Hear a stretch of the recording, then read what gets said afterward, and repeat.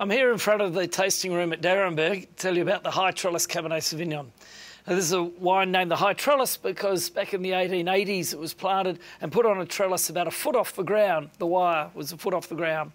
But then in the 1920s, my great-grandfather put it up to about a metre off the ground, which really isn't that high in today's terms, but in those days that was really high.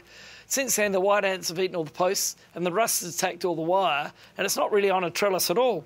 But we still call it the High Trellis Vineyard. It's been quite funny when people have had to go and work on the vineyard. They could never find this High Trellis Vineyard, but eventually we tell them where it is. But this wine now is not all Cabernet Sauvignon. It's got up to 5% Merlot and 5% Petit Verdot in there. The Merlot gives a real brightness and vibrant red fruits in there and plumminess and a smoothness to the wine. And the Petit Verdot gives a real spicy, gritty character and ageability, another extra tannin dimension right out the end of the wine.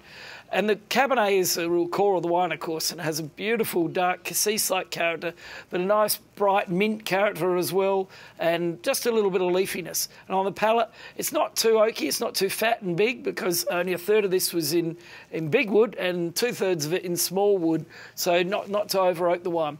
It has a lovely classic Cabernet tannin out the end, with the mintiness and brightness of fruit and chalky light notes, but not at all aggressive or heavy or dead or drying. It'll age very gracefully, and I'm sure you're going to love it. Cheers.